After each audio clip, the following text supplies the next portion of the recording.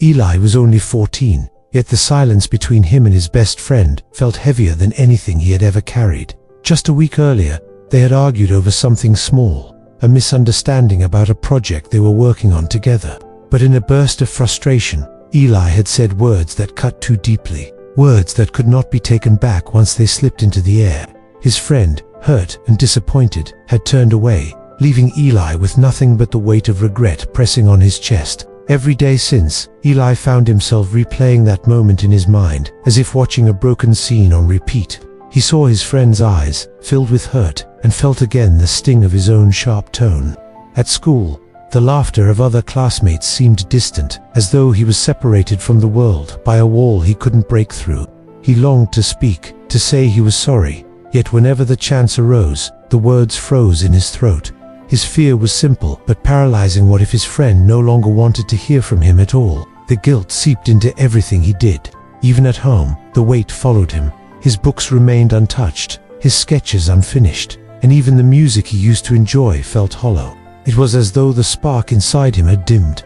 At night, lying in bed, he stared at the ceiling, whispering silent apologies into the darkness, apologies that never reached the one who needed to hear them. He thought about writing a letter, but the words seemed too shallow when scratched onto paper. He considered walking up to his friend, but the image of being ignored or rejected held him back. Eli had never been good with emotions. His heart was full of them, but his voice always stumbled when he tried to set them free. That was his greatest flaw, his silence when his heart begged him to speak. As days passed, the distance between him and his friend grew wider, and Eli began to wonder if the bridge had already collapsed. His chest ached with the thought that he might have lost someone who mattered so much. Regret was like a shadow that followed him everywhere, clinging to his every step. Still, deep down, a fragile hope remained, a whisper telling him it was not too late, that perhaps there was still a way to mend what he had broken. He just didn't know how yet. Eli's grandmother had always been able to sense when something weighed on his heart. She noticed the way he sat quietly at the dinner table, the fork resting untouched in his hand, his eyes lowered as though the world was too heavy to meet. One evening, when the silence between them stretched too long, she gently asked him what troubled him. At first, he tried to brush it off, but her voice carried a softness that broke through his defenses. Slowly, he told her about the fight, about the words he wished he could take back, and about the fear that his best friend might never forgive him. His grandmother listened without interrupting, her hands folded neatly in her lap, her expression calm and kind. When he finished, his voice barely above a whisper, she leaned closer and said something that lingered in his mind long after. She told him that sometimes words fail us, but the heart has other ways of speaking. Music, she said, was one of those ways. It had always been the language of feelings too deep for conversation. Her words awakened something inside Eli. Music had been a quiet companion in his life, something he enjoyed but never shared with others. He often hummed tunes to himself or strummed softly on the old guitar his grandfather had left behind, but he never thought of it as a voice. Now, his grandmother's wisdom planted a thought he couldn't. Ignore perhaps the song of his heart could carry the apology his voice could not. That night, Eli sat in his room with the guitar resting across his knees. His fingers trembled as he plucked a few notes, unsure of what he was trying to create. Yet, as he played, memories of his friend filled his mind, the way they used to laugh until their sides hurt, the secrets they shared, the small adventures that made ordinary days feel extraordinary. Each memory carried both joy and pain, and as they surfaced, melodies began to form almost naturally, as though his regret was guiding his hands. The words came slowly, but they carried weight. They were not polished or perfect, yet they felt true. He wrote about mistakes and the wish to make them right, about friendship that mattered too much to let go, about the hope that even broken things could be mended. For the first time since the fight, Eli felt a small spark of light within him. It wasn't forgiveness yet, but it was a step toward it. Still, fear lingered. Could a song really be enough to heal what he had damaged? He didn't know, but he realized he had to try. His grandmother's gentle smile reminded him that sincerity often mattered more than perfection. Perhaps his song would not only be an apology, but also a gift, a piece of his heart, offered with honesty. The day of the school's small talent showcase arrived, and Eli's heart raced, as though it was trying to leap out of his chest. He hadn't told anyone he was performing, not even his grandmother.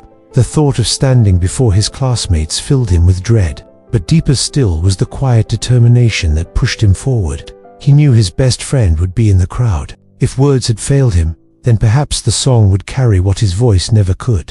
Backstage, Eli's hands shook as he held his guitar. He whispered to himself, reminding his heart that this was not about perfection but about truth. When his name was called, he stepped into the dim light, the murmur of voices in the auditorium softening into silence. He took a shaky breath, his eyes scanning the crowd, until they found the familiar face he both longed for and feared to see. His friend sat among the others, expression unreadable, yet present. That was enough. Eli began to play. The first chords wavered slightly, but soon his fingers found their rhythm. The melody carried his emotions, gentle yet heavy with meaning. When he opened his mouth, the words he had written flowed out with unexpected steadiness. He sang of regret, of the sharpness of words spoken too quickly, of the emptiness that followed losing someone who mattered. He sang of the memories that still glowed in his heart, of laughter and trust, of the hope that broken bonds might be woven back together. The room seemed to fade, and it felt as if the song was meant only for one person. Eli's voice cracked once, but he kept going, each note carrying his apology like a fragile offering. His heart ached, but it also felt lighter, as though releasing the song was setting him free.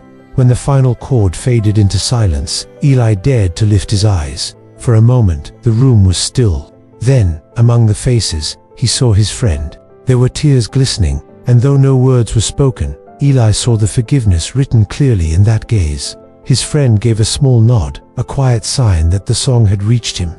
Relief washed over Eli in a wave so strong it almost stole his breath. The fear, the regret, the silence, all of it had led to this moment of healing. He realized then that apologies are not always about words but about honesty, about daring to show the heart even when it feels vulnerable. As Eli left the stage, he felt lighter than he had in days. His friendship was not lost. It was scarred, perhaps, but also stronger for the honesty that had mended it. And within himself, he found something new: courage. The courage to speak when it mattered, whether through words, or music, or simply the truth of his heart. Life often gives us moments where words are not enough. Eli's story reminds us that what truly heals is the courage to open our hearts, even in imperfect ways. We all carry regrets, but it is in daring to face them that we find forgiveness, not just from others, but within ourselves. If this story touched you, let it be a reminder of the power of sincerity. Share this with someone who might need it, and don't forget to like, comment, and subscribe to hear more heartfelt journeys here on True Spirit Stories.